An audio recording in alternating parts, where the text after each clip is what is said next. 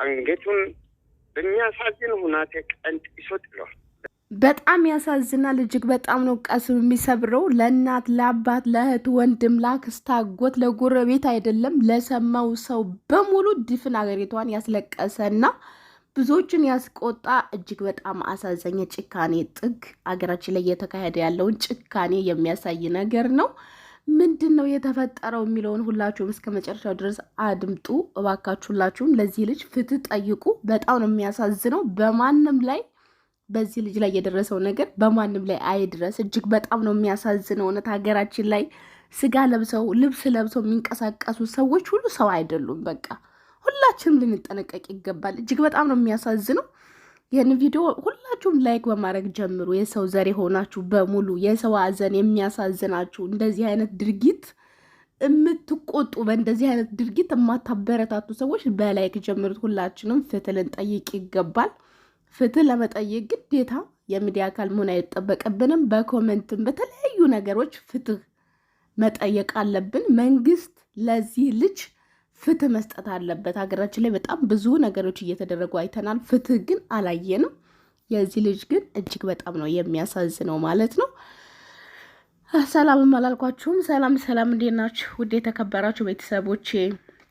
ደህና ናችሁ? እኔ ያለው እግዚአብሔር ይመስገን። እናንተም በያላችሁበት ዓለም ቅርንጫፍ ሰላማችሁ ይብዛልኝ። ከምንም በላይ ሰላም ይቀድማል፣ ሰላም ይበልጣልና ሰላማችሁ ይብዛላለሁኝ። ሲቀጥል እንግዲህ ዛሬ የመጣውበት ጉዳይ እጅግ በጣም የሚያሳዝን ልብ የሚሰብር ነገር ነው። እውነት ሰው የሆነ ፍጡር በሙሉ በዚህ ድርጊት ያዝናል ብዬ ነው የማስበው። በጣም የሚያሳዝን አገራችን ላይ ልብስ ለብሰው ልክ እንደ ሰው አፍንጫ፣ አይን፣ ጥርስ ያላቸው ነገር ግን ሰው ያልሆኑ ፍጡሮች እንዳሉ ነው የተገነዘብኩት እኔ በግሌ ማለት ነው። የተሰማኝ ነገር ይሄ ነው በግሌ።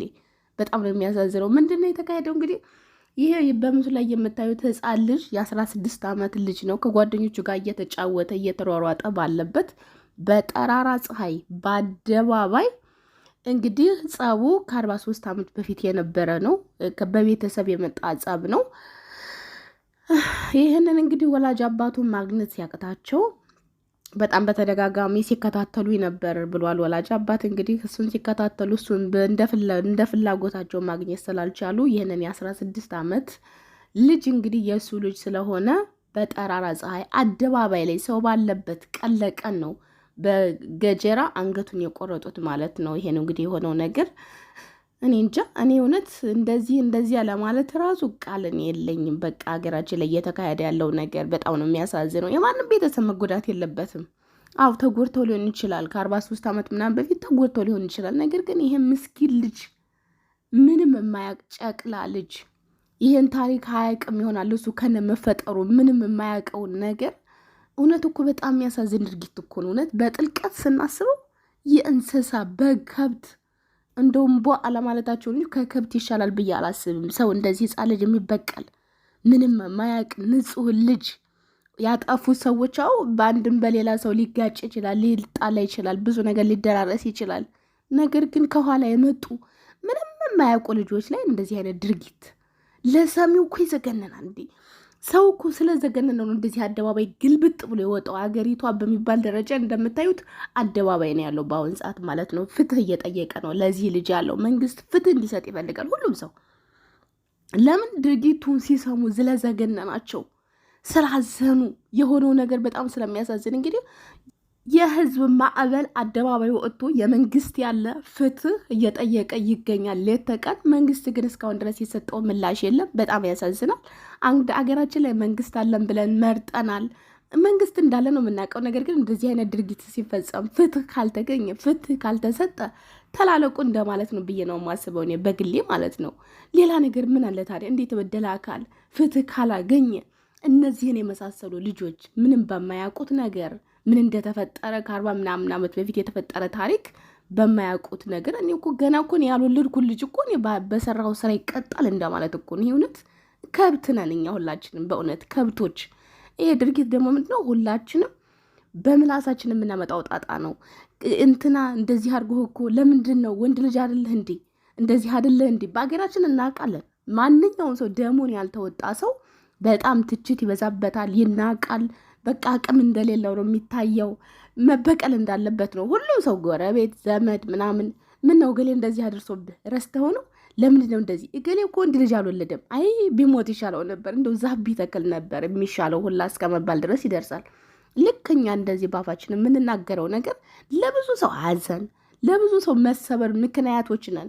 የምንናገረውን ነገር ግን አናውቅም። ነው ሁላችንም አንደበታችን መጠበቅ አለብን ከእንደዚህ አይነት ቆሻሻ ቃል ብዬ ነው የማስበው። ከበቀል የሚገኝ ነገር ምን አለ ደግሞ? እንደነዚህ አይነት ንጹህ ልጆች ምንም ያላጠፉ ልጆችን እንደዚህ ማጣት እውነት ምን እንደምል ራሱ አላቅም። እጅግ በጣም ነው የሚያሳዝነው። ባካችሁ ሁላችንም በየአካባቢያችን ከእንደዚህ አይነት ድርጊት እንቆጠብ። እንደዚህ አይነት ጥፋት ጠፍቶ ሳለ ደግሞ ሁለተኛ ጥፋት እንዳይጠፋ አፋችንን መያዝ አለብን። ምንም ይሁን ምን ክፉም ተናገርን ደግም ተናገርን ከአፋችን የወጣው ቃል ዞሮ ዞሮ ይበቅላል፣ ያፈራል። ስለዚህ ሁላችንም ለምንናገረው ቃል ጥንቃቄ ማድረግ አለብን። በእውነት በጣም ነው የሚያሳዝነው፣ በጣም ነው ልብ የሚሰብረው። እንደዚህ አይነት ድርጊት መቆም አለበት ብዬ ነው የማስበው በግሌ።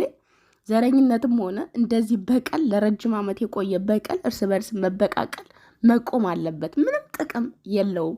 ደግሞ ይሄን ቦቀቅላ ልጅ ምንም የማያቅ ልጅ ምን እንደተፈጠረ የማያቅ ልጅ በቤተሰብ መካከል በተፈጠረ ነገር እንደዚህ መሆኑ እውነቴን ነው የምላችሁ፣ በጣም ነው ልቤን የሰበረኝ። በቃ ለሰሚ አይደለም ላሳደገው ጎረቤት አይደለም ለወላጅ ለሚሰማ ይዘገነናል። የሆነበት ነገር በሙሉ በአደባባይ ሰው የሆነ ሰው እንዴት በአደባባይ ወንድሙን እንደዚህ በገጀራ አንገቱን ቆርጦ ይጥላል? የ16 ዓመት ህፃን ልጅ ይሄ ነው ያለው። ሰው ባለበት በአደባባይ ነው የሆነው። እንግዲህ አባትም እንደዚሁም ጎረቤት እየተናገሩ ነበር ስለ ልጁ ጨዋነት፣ ስብዕናው። ቤት አባቱ አናጺ ነው። አባቱን በሁሉም ነገር ያገለግል የነበረ የተባረከ ልጅ ነበር። ነገር ግን እንደዚህ በአጭር አስቀሩት ማለት ነው።